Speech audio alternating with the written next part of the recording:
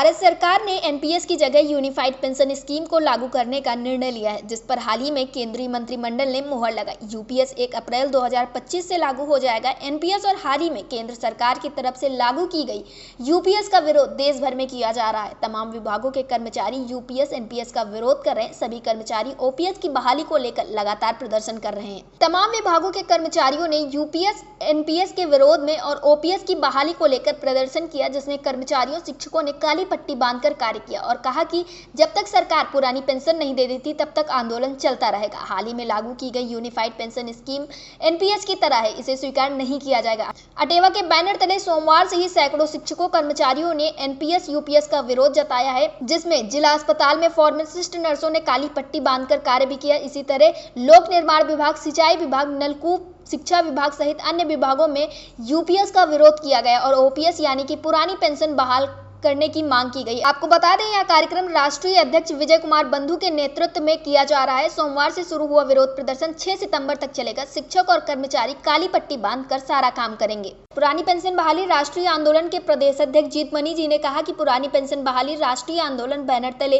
पिछले 7 सालों से 2005 के बाद से नियुक्त हुए अधिकारी, कर्मचारी और शिक्षकों के लिए ओपीएस बहाली का संघर्ष कर रहे हैं। पहले सरकार एनपीएस योजना लेकर आई, जिसपे कर्मचारियों ने नकार दिया। ऐसे में अब सरकार यूपीएस योजना लेकर आई है। एनपीएस और यूपीएस योजना से कर्मचारियों का भविष्य सुरक्षित नहीं है। ऐसे में ओपीएस बहाली को लेकर काली पट्टी बांधकर विरोध जताया जा रहा है। उन्होंने कहा, अगर ओपीएस योजना की बहाली नहीं होती है तो 26 सितंबर को प्रदेश मुख्यालयों और जिला मुख्यालयों में कर्मचारी और शिक्षक विरोध प्रदर्शन भी करेंगे। जीतमणि जी, आपका हमारे चैनल रिटल टीवी पे बहुत बहुत स्वागत है। जी धन्यवाद, आपका बहुत बहुत धन्यवाद। एनएमओपीएस के तहत 2 से 6 सितंबर तक देश भर में बांह पर काली पट्टी बांधकर शिक्षण और कार्यालय काम किए जा रहे हैं, तो ये किस तरह से इसको आप देखते हैं और यूपीएस को लेके इस लड़ाई में आप क्या कुछ कहना चाहेंगे? मैडम, आप जानते हैं कि पुरानी पेंशन बहाली राष्ट्रीय आंदोलन एनएमओपीएस पिछले कई वर्षों से लगातार अधिकारी, कर्मचारी, शिक्षकों को पुरानी पेंशन बहाल किए जाने के लिए संघर्षरत है, आंदोलनरत है। उसी क्रम में क्योंकि सरकार ने जब भी 1 अक्टूबर 2023 को रामलीला मैदान में भारतवर्ष के इतिहास की अब तक की सबसे बड़ी रैली अधिकारी, कर्मचारियों, शिक्षकों की पूरे देश के, जिसमें 10 से 15 लाख लोग शामिल हुए, विजय कुमार बंधु जी के नेतृत्व में बड़ा प्रदर्शन हुआ। उसके बाद सरकार को लगा, भले हमारे मीडिया में उस तरह का इसको दिखाया नहीं गया, उसके लिए मीडिया की मजबूरी को आप समझ सकते हैं, लेकिन उसके बाद सरकार को कहीं भी लगा, उत्तर प्रदेश और लोकसभा चुनाव के बाद जिस तरह के परिणाम आए हैं, उसके बाद सरकार को लगा कि कर्मचारियों की जो मांग है इस पर सरकार ने विचार करना शुरू किया। और लेकिन सरकार ने तथाकथित अर्थशास्त्रियों के कहने पर या किस उसमें क्या मैं नहीं बता सकता हूं, लेकिन एनपीएस की जगह यूपीएस लाकर जो कर्मचारियों के साथ छलावा किया है, उसी को दृष्टिगत रखते हुए आदरणीय विजय कुमार बंधु जी के नेतृत्व में पूरे देश के अधिकारी, कर्मचारी, शिक्षकों के अंदर बड़ा आक्रोश है।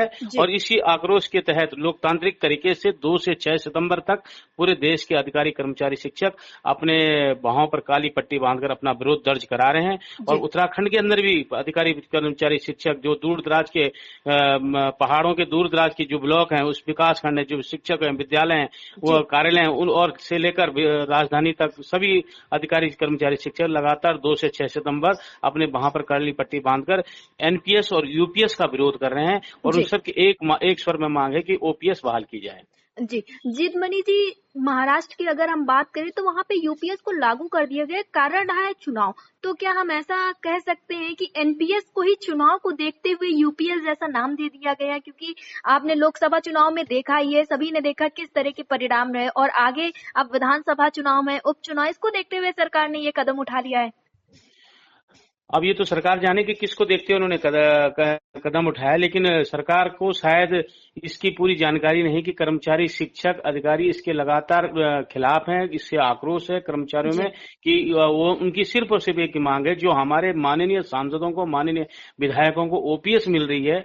और आज हमारी 40 डिग्री तापमान पे जो हमारा पैरामिलिट्री का आदमी है, उसको एनपीएस और यूपीएस के उसमें रखा जा रहा है, जिससे और कर्मचारियों को एनपीएस और यूपीएस दी जा रही है। हम कह रहे हैं जो माननीय सांसदों और विधायकों को दी जा रही है ओपीएस, वो यूपीएस ही जो पूर्व में मिलती है कर्मचारी, शिक्षकों को, उस ओपीएस को ही कर्मचारी, शिक्षकों को दिया जाए।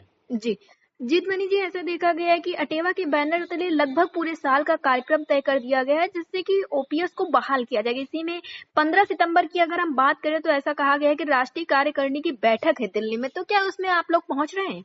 बिल्कुल आवश्यक 15 सितंबर को दिल्ली के अंदर जो राष्ट्रीय कार्यकारिणी की बैठक बुलाई गई है उसमें हम लोग भी प्रतिभाग करेंगे, अपने सुझाव देंगे और कैसे आगे हम इस लड़ाई को जीते हैं, किस तरह से अपने लोकतांत्रिक तरीके से अपने अधिकारों को और कर्मचारी शिक्षकों को ओपीएस बहाल करवाएंगे। इसके लिए हम वहां पर ठोस रणनीति बनाएंगे। इसी के क्रम में 26 सितंबर को देश और प्रदेश के सभी जनपद मुख्यालयों में हमारा प्रदर्शन है और नवंबर दिसंबर में इसके आगे क्या कार्यक्रम हो सकता है, किस तरह से हम उसको क्रियान्वित करें, कैसे लोगों को ज्यादा ज्यादा जोड़ें, क्योंकि आज हर कर्मचारी शिक्षक की भावना है कि हर हाल में पुरानी पेंशन बहाल होनी चाहिए। जी जीतमणि जी, आप अपने साथियों को क्या संदेश देना चाहेंगे, क्योंकि ओपीएस एक बहुत बड़ी लड़ाई है, लगभग इसके पहले भी आप लोगों ने काफी ज्यादा संघर्ष किया और अभी भी आगे संघर्ष करना है आपको, तो ऐसे में आप अपने साथियों को क्या कहना चाहेंगे?